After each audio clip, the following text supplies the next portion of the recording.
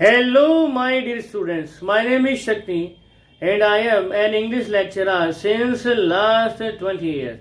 In today's class, we will complete our chapter number 10, the book that saved the earth, from the book Footprints Without Feet. If you are new on our channel and if you like the video, subscribe the channel and press the bell icon so that you can get the notifications of our videos firstly. So without wasting a single second, let's start the topic. So in the previous class, we had completed our text till the first rhyme. First rhyme का explanation कर दिया गया था page number 71 की, और अब page number 71 में जो दूसरी राइम दी गई है उस राइम से हम लोग जो है आज के टेक्स्ट को आगे बढ़ाएंगे। तो पहली राइम के बाद जो अगला राइम पढ़ा जाता है वो कुछ इस तरह से है। आयोटा जो है अगली राइम को पढ़ती है और बहुत ही ग्रेवली पढ़ती है, बहुत ही सीरियसली पढ़ती है। ध्यान से सुनिए अगली राइम क्या थी।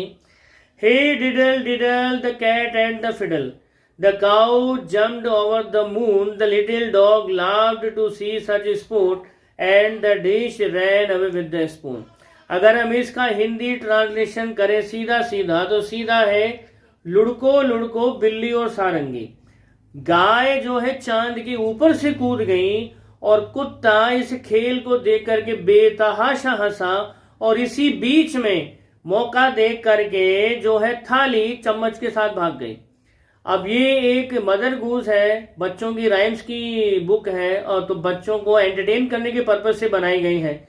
लेकिन अनफॉर्चुनेट का अनफॉर्चुनेट जी, तो मार्शियंस ने बुक उठा ली। अब दूसरी राइम जब पढ़ी गई तो ये पढ़ते ही ऊप जो है वो और पागलों की तरह हंसता है, बेतहाशा गधों की तरह हंस रहा है और पेट पकड़ पकड़ के हंस रहा है। और हंसते समय जो डायलॉग उसने बोला वो ये था कि थाली चम्मच के साथ में भाग गई। बोलो क्या जमाना आ गया है, बताओ।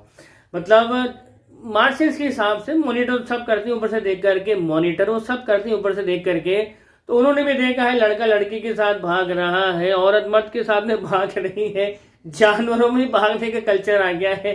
लेकिन जानवर तो छोड़ो यार, यहाँ पर एक थाली चम्मच के साथ भाग गई। What is that man. तो ये पढ़ करके ऊप जो है पागलों की तरह हंस रहा है पेट पकड़ करके। अब इसको इतना हंसता हुआ देख करके थिंग टैंक को आ गया गुस्सा।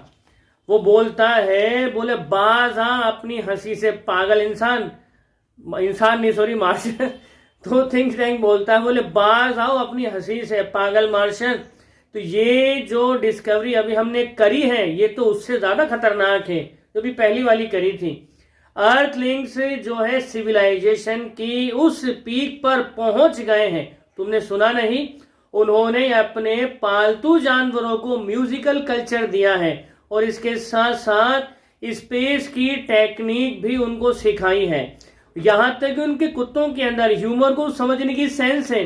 तो क्या पता जब हम लोग धरती पर हमला करने के लिए अपने इन्वेजन फ्लीट को भेजे हुए हैं, कौन जाने उन्होंने लाखों गायों की फौज को मार्स पर हमला करने के लिए भेज दिया हो।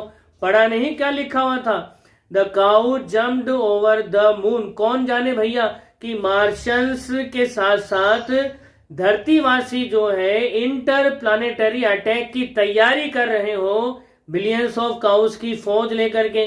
तो इन्वेजन फ्लीट को नोटिफाई करो, आज कोई भी हमला नहीं किया जाएगा किसी भी तरह से, और तुरंत जो है अगली जो इंफॉर्मेशन है उसको पढ़ा जाए तो उसको तुरंत ही ट्रांसक्राइब किया जाए। तो ऊप जो है उसको ट्रांसक्राइब कर रहा है। तो अगली जो टेक्सुअल एक जो पीस है ऊप पढ़ता है, आप भी ध्यान से सुनिएगा ऊप ने क्या पढ़ा। तो Humpty Dumpty sat on the wall, Humpty Dumpty had a great fall, all the Kings horses and all the Kings man can not put Humpty Dumpty together again. तो ये सबसे फेमस एक नर्सरी राइम है बच्चों के लिए। I don't need to tell you what is the mean of the rhyme, but उन्होंने क्या मतलब निकाला। हम्टी डम्टी में हिंदी में इसका ट्रांसलेशन है कि हम्टी डम्टी दीवार पर बैठे, हम्टी डम्टी दीवार से गिरे, सारे के सारे राजा के घोड़े और आदमी मिलकर के भी हम्टी डम्टी को दोबारा जोड़ नहीं सके। तो इसका ट्रांसलेशन सिंपल सा है, लेकिन थिंक टैंक ने क्या किया वो ध्यान से देखिएगा। तो ये राइम पढ़ने के बाद में जो ऊप है वो थोड़ा सा जो है कॉशियस हो गया। वो बोलता है, बोले सर इस पीस ऑफ इंफॉर्मेशन के साथ में हम्टी डम्टी की फोटो भी दी गई है, और ये तो सर बिल्कुल आपके जैसा दिखाई देता है। और उसने बुक जो है सीधा मार्स स्पेस कंट्रोल में बैठे थिंक टैंक की तरफ घुमा दी। जैसे ही थिंक टैंक ने वो देखी, उसके मुंह से एक ऐसी चीख निकली और उसने अपना सर पकड़ लिया। बोले ओ माय गॉड, ये तो मैं हूं, यानी धरती वासियों ने मुझे देख लिया है। और ये उसका वो माइटी बलून हेड है, ब्रेन है।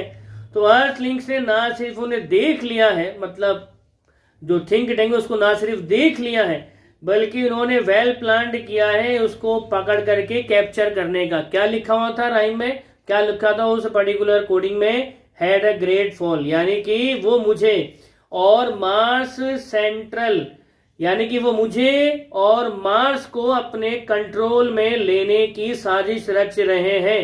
तो ये तो मार्स पर हमला है।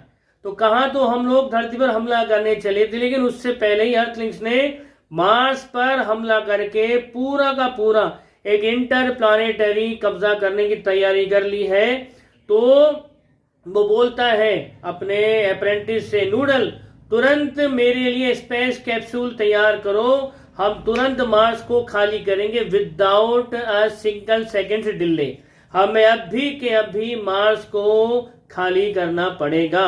और स्पेस पीपल तुम भी तुरंत वहां से निकलो अभी के अभी। लेकिन याद रहे, यहां से निकलने से पहले अपने होने का कोई भी सबूत वहां पर मत छोड़ना।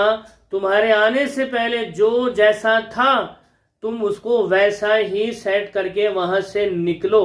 और इतना सुनते ही जो है तीनों के तीनों क्रू मेंबर थोड़ा घबरा से जाते हैं और वहां से जो है सारी की सारी बुक्स को ठीक वैसे ही शेल्फ में रख देते हैं जैसे पहले रखी हुई थी। और अब नूडल जो है पूछता है थिंक टैंक से, बोले सर हम कहाँ जाएंगे।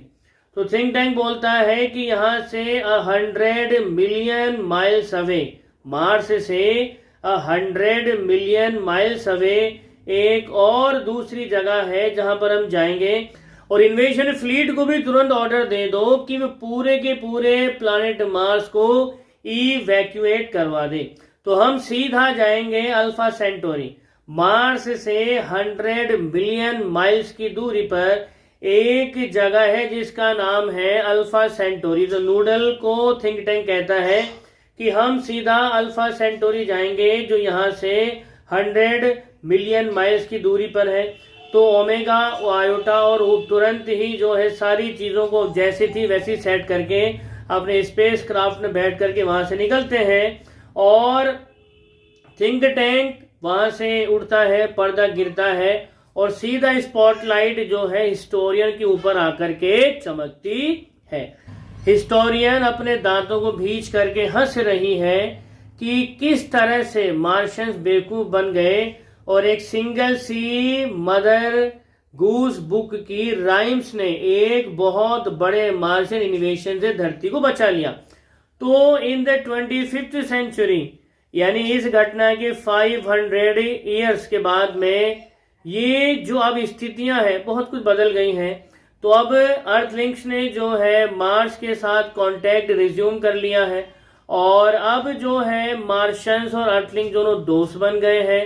और समय के साथ साथ जो है ग्रेट और माइटी थिंक टैंक की जगह नूडल जो है मार्स का नया लीडर है। वो काफी बुद्धिमान है, बहुत ज्यादा क्लेवर है और बहुत ज्यादा समझदार भी है। अब उसकी जगह वो बैठा हुआ है। और मार्शियंस को हमने सिखाया, जब हमने उनके साथ में दोस्ती कर ली, कांटेक्ट हो गया, तो हमने मार्शियंस को सिखाया कि what is the basic difference between sandwich and the book. हमने उनको पढ़ना सिखाया, हमने उनको बहुत कुछ सिखाया, यहाँ तक कि मार्स की जो कैपिटल सिटी है, मार्स की कैपिटल सिटी मार्सोपोलिस, यहाँ पर हमने जो है मॉडल लाइब्रेरी तक इस्टेब्लिश करी है। लेकिन आप सभी को ये जानकर हैरानी होगी कि इतना सब कुछ होने के बावजूद भी मार्शियंस ने सब कुछ पढ़ा, लेकिन आज भी एक किताब है, उस किताब को हाथ लगाने से डरते हैं, पढ़ने से डरते हैं, उनके हाथ कांपते हैं। और वो किताब कुछ और नहीं, वो किताब है मदर गूस। और क्यों डरते हैं? सिर्फ 3 ही जो राइम पढ़ी थी उन्होंने, और 3 ही राइम के अंदर कितना कुछ रिवील हो गया था उनके हिसाब से। तो भगवान जाने इतनी मोटी सारी किताब में और क्या क्या रिविलेशन हो, तो वो जानना ही नहीं चाहते थे इस बुक के अंदर क्या है। वो तो इसी चीज से खुश थे कि अर्थलिंग्स और मार्शियंस फाइनली दोस्त बन गए थे, और वो बहुत ज्यादा नीडेड भी थी मार्शियंस के लिए, अर्थलिंग्स की दोस्ती। तो इसी के साथ में हमारा चैप्टर तो एंड होता है, बट एक सवाल यहाँ पर छूट जाता है, एंड इसी सवाल को थोड़ा सा हम रिवील करेंगे कि एक सवाल है यहाँ पर, एग्जामिनर आपसे पूछ सकता है 100%, वॉज थिंक टैंक अ फूल? क्या थिंक टैंक एक पागल था, मूर्ख था, बुद्धिमान इंसान नहीं था, जो एक छोटी सी चीज को समझ नहीं पाया कि किताब क्या है, सैंडविच क्या है, और जो राइम थी वो राइम क्या होती है?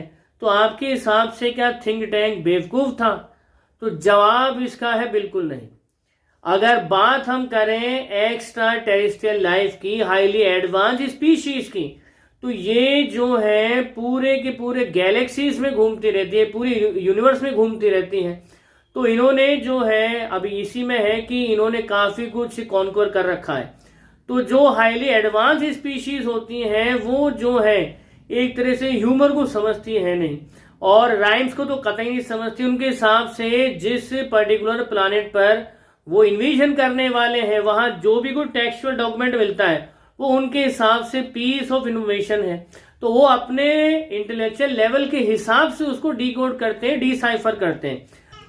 तो यहां पर इन्होंने इस चीज की वाइटल इंपॉर्टेंस को नहीं समझा कि this was just a nursery rhyme book, but इन्होंने ये समझा कि दरअसल ये कोई साइफर है, कोई कोडिंग है। उस कोडिंग को जो उन्होंने अपने हिसाब से डिकोड किया, डिसाइफर किया, तो उनके हाथ पैर कांप गए, आत्मा कांप गई कि ये कोई मामूली चीजें नहीं है, ये तो पूरे ब्रह्मांड में राज करने योग्य एक रेस स्पीशीज है, और कहा वो इनसे भिड़ने चले थे।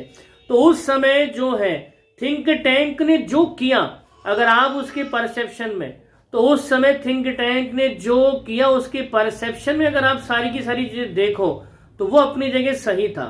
थिंक टैंक पागल नहीं था। हाँ, इतने जरूर है कि अर्थ पर जो चीजें वो देख रहा था वो उसके नॉलेज के बाहर थी, लेकिन इसका मतलब बिल्कुल नहीं था कि थिंक टैंक यूजलेस था। वो यूजलेस नहीं था। अगर मार्स का वो राजा था, उसके 2 मून्स का वो राजा था, और अगर उसकी रूलरशिप के अंदर इन्वेजन फ्लीट को जीत पर जीत मिल रही थी, तो उसकी वजह था उसका ब्रिलियंसी। अब जो ब्रिलियंट होते थोड़े एरोगेंट भी होते हैं, तो एरोगेंसी हमने यहाँ पर देखी है स्टार्टिंग में, जब नूडल उसको सैल्यूट करता है, सैल्यूटेशन का पार्ट भूल जाता है तो चिढ़ जाता है वो, और जो मिरर के साथ में कंसल्ट करता है तो मिरर को भी स्मैक करता है कि what ever he is consulting with you, next time answer quickly. तो ये सारी एरोगेंसी आती है सक्सेस से। तो बहुत सक्सेसफुल था, गलती उससे सिर्फ इतनी सी हो गई कि जिस अर्थ को वो इन्वेड करने वाला था उसके बारे में प्रॉपर इंफॉर्मेशन उसने नहीं निकाली। Just send invasion fleet stand by पर रखा और एक प्रोब को ऑन द हैंड भेजा। वहां पर जो भी चीज सामने आई उस चीज को देख करके उसने ऑन द स्पॉट एक उसका डिसाइफर किया, डिकोड किया, और जो इन्फॉर्मेशन उसने समझी अपने हिसाब से वो मार्स के बेटरमेंट के लिए थी। तो टेक्स्ट के जो टेक्सुअल पार्ट का रेफरेंस है उसमें थ्रू आउट ऐसा लगता है कि थिंक टैंक कोई पागल, बुद्धू, मूर्ख सा कैरेक्टर है, लेकिन ये मूर्ख कैरेक्टर नहीं है, वो बहुत ब्रिलियंट था, लेकिन उसने प्रॉपर होमवर्क नहीं किया था अर्थ को लेकर के।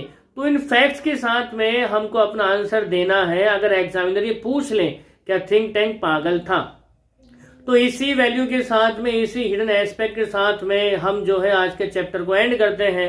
हम फिर मिलेंगे किसी और चैप्टर के इन डेप्थ एनालिसिस के साथ में। तब तक आप खुश रहिए, मुस्कुराते रहिए। जय हिंद, जय भारत, वंदे मातरम।